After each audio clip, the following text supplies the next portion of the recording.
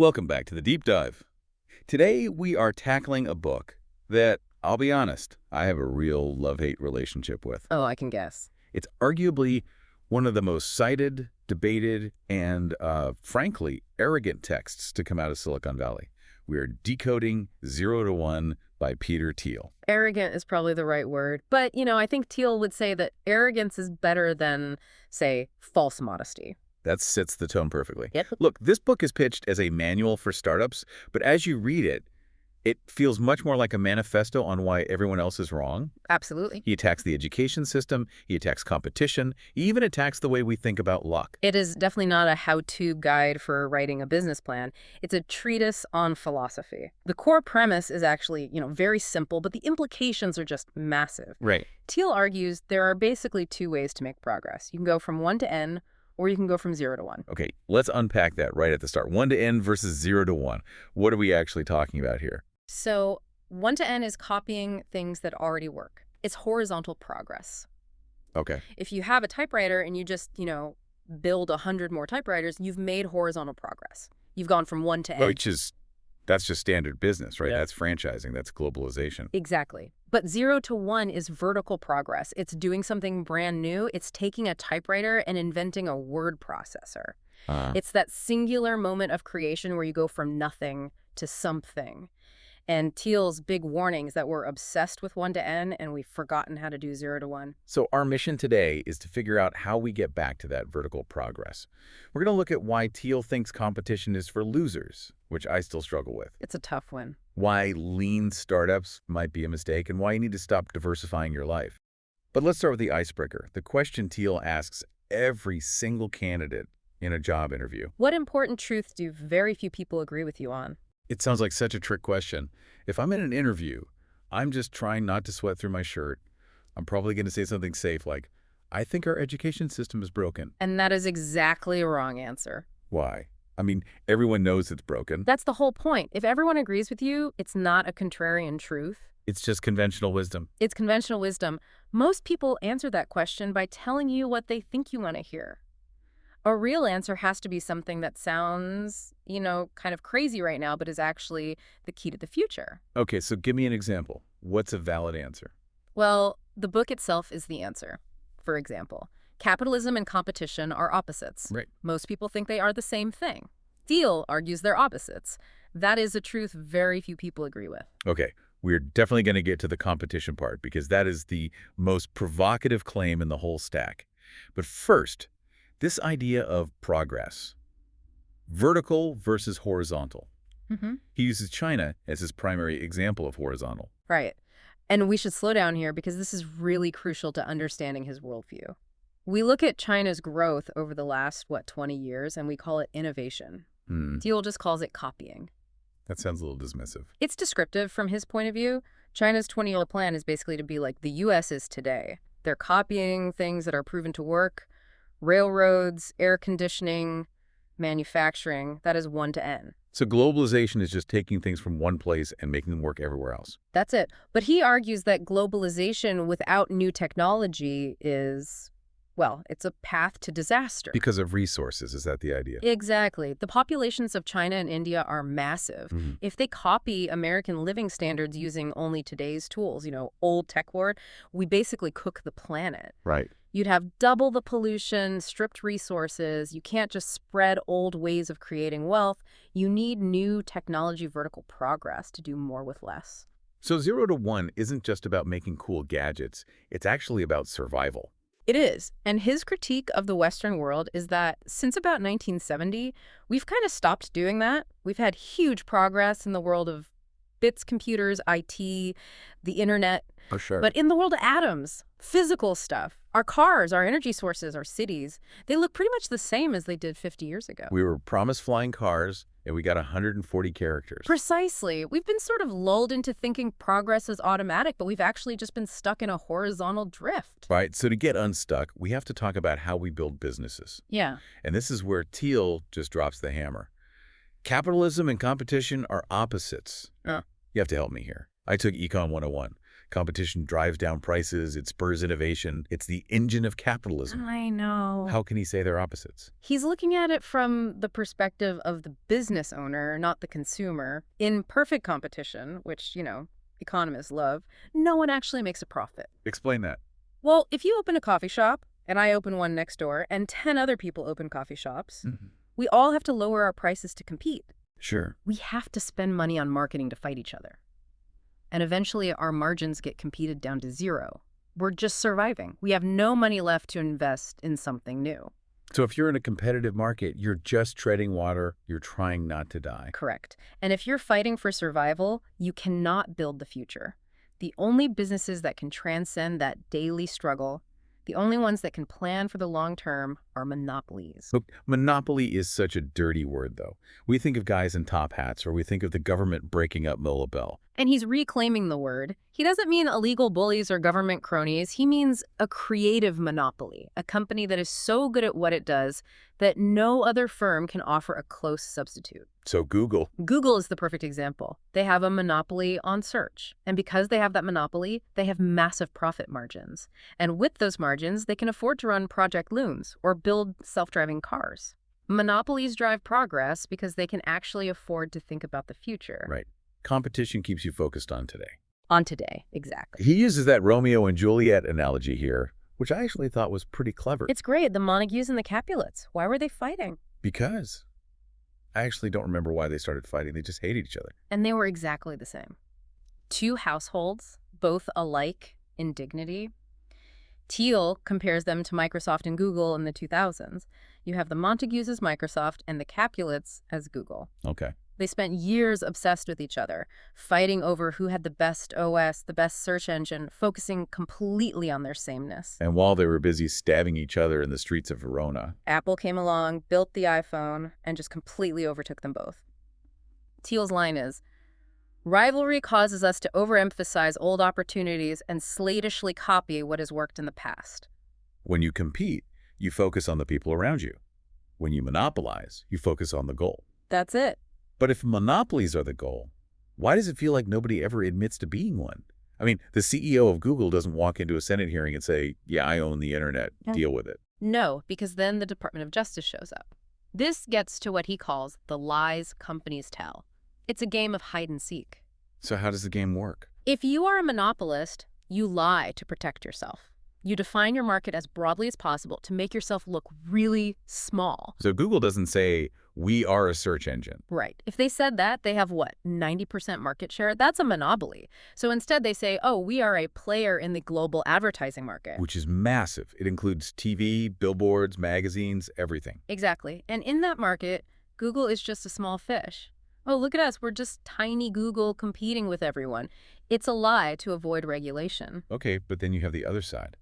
The non-monopolists, the losers in Thiel's world, they lie too. They lie to themselves and to their investors. They pretend to be unique to justify their existence. They define their market as the intersection of smaller and smaller circles. This is the British food restaurant in Palo Alto example. Yeah, it's the classic trap. If you pitch your business as the only British food restaurant in Palo Alto, you sound like a monopoly. Hey, you're the only one.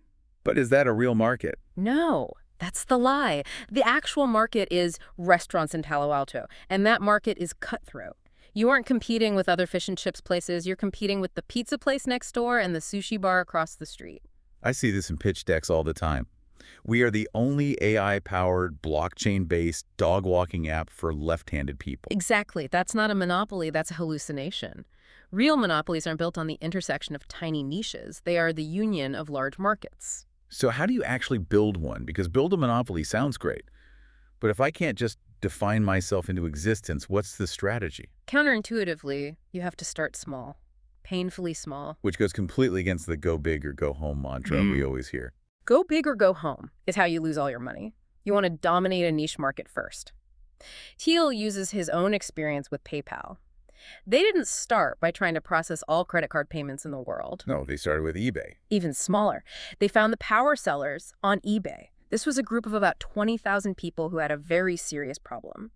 They sold a lot of stuff but couldn't accept credit cards. Right. So PayPal focused 100% on solving that problem for those 20,000 people. They monopolized a tiny room before they tried to take over the whole house. Precisely.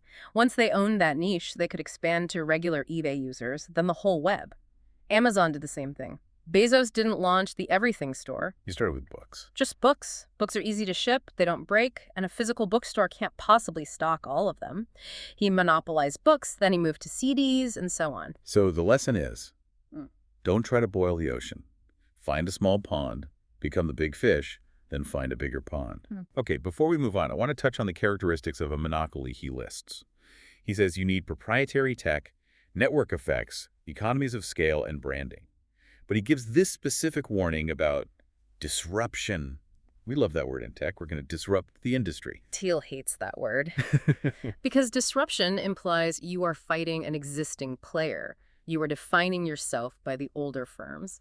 If you see yourself as a disruptor, you're picking a fight you don't need to pick. Like Napster. Napster tried to disrupt the music industry. They poked the bear. The bear sued them into oblivion.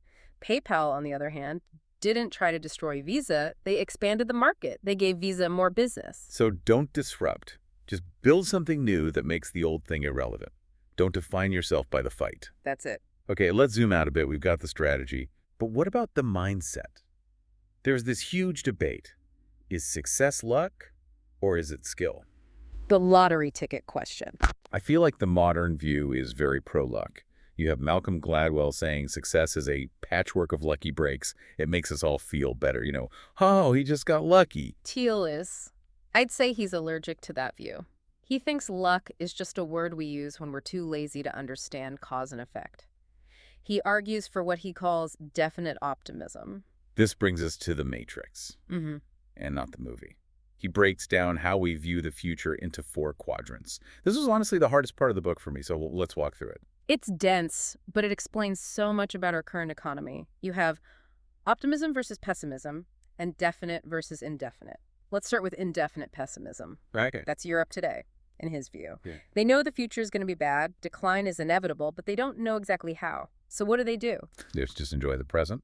They eat, drink, and be merry, vacation mania. They don't really invest in the future because they think it's pointless. Then you have definite pessimism. That's China. Right. They think the future will be bleak resource scarcity, winter is coming, but they have a definite plan to survive it. They save money, they copy what works to catch up as fast as possible. Then we have definite optimism. This is the good quadrant, I take it. This was the U.S. in the 1950s and 60s. We had a plan. We are going to the moon. We are building the interstate highway system. We believed we could build a better future, and we executed specific plans to get there. But that's not where we are now. No. Thiel argues the U.S. since about 1982 has been in indefinite optimism. We think the future will get better automatically, but we don't know how. The trend line just goes up. Exactly. And because we don't know how it will get better, we don't make specific plans. And this is the key. It's why so many smart people go into finance and law. Wait, connect those dots for me. Why does indefinite optimism lead to law school? Because if you don't know what the future holds, it's stupid to commit to one specific thing. You want to keep your options open. You diversify. You don't build specific things. You just rearrange capital. You become a consultant so you can pivot. And this spills over into startups, too. This is his whole beef with the lean startup method. Yes. Agile, MVP, iterate. Thiel says these are just symptoms of indefinite optimism. They assume we can't know the future, so we shouldn't even have a plan. We should just put something out there and see what happens. It's Darwinism for business. Right. Evolution. But Thiel argues a bad plan is better than no plan. You can't iterate your way to the iPhone. You can't A/B test your way to a rocket ship. You need intelligent design. You need a vision. That leads right into the power law. Yeah. Because if you believe in a definite future, you shouldn't diversify. This is the concept that investors and schools struggle with the most. We're all taught to hedge our bets. Don't put all your eggs in one basket. It seems like sound advice. I mean, if I bet everything on one company and it fails, I'm broke. True. But in a power law world, which is the world of startups, the best investment doesn't just do a little better. It returns more than the entire rest of the fund combined. It's the 80-20 rule on steroids. It's more like the 991 rule. If you diversify, you are guaranteed to miss the one big thing. You average out to mediocrity. But most people listening aren't venture capitalists. How does this apply to, say, my career? It means you probably shouldn't try to be well-rounded. Thiel hates the way we push students to have a resume with a little bit of everything. Debate club, soccer, violin, volunteering. The checklist for getting into a top college. Right. It creates people who are decently good at everything but great at nothing. It Right. prepares them for a world of perfect competition. You are competing with everyone else who is also well-rounded. So the advice is to specialize. Focus relentlessly. Find one thing you can do better than anyone else, a secret, and double down on it. Don't treat your life like a portfolio. Treat it like a startup with a definite plan. You mentioned secrets. This is the final piece of the puzzle, isn't it? To build that future, you have to believe there are still secrets left to find. This is where he gets a little dark. He brings up the Unabomber Manifesto. Yeah, quoting Ted Kaczynski was a bold choice. It is, but he uses it to make a philosophical point about goals. Kaczynski argued that modern people are depressed because all the hard problems are solved. We only have easy problems left, which are trivial or impossible problems. And so we're just bored. Bored and nihilistic. But Thiel argues Kaczynski was wrong. There are still hard problems. There are still secrets out there, things that are solvable but difficult. Like curing cancer or fusion energy. Exactly. But we've stopped looking for them. We've been trained by incrementalism in school just to get the next grade, the next credential. We've become risk-averse because we're terrified of being wrong. Right. And we believe in what he calls flatness, the idea that if it were possible, someone else would have done it already. That is such a killer of innovation. If there was a cure for cancer, Big Pharma would have found it by now. Right. We've lost our sense of wonder. To go from 0 to 1, you have to believe that there is something important and unknown waiting to be discovered by you. So we've covered a lot. Don't compete. Start small. Don't diversify. Have a plan. What's the final synthesis here? What's the takeaway? It's all about being the last mover, We always hear about first mover advantage. which he thinks is often a trap. Being first means you make all the mistakes. You bleed on the cutting edge. You want to be the last mover. You want to make the last great development in a specific market and enjoy the monopoly profits that come from that durability. Google wasn't the first search engine. No.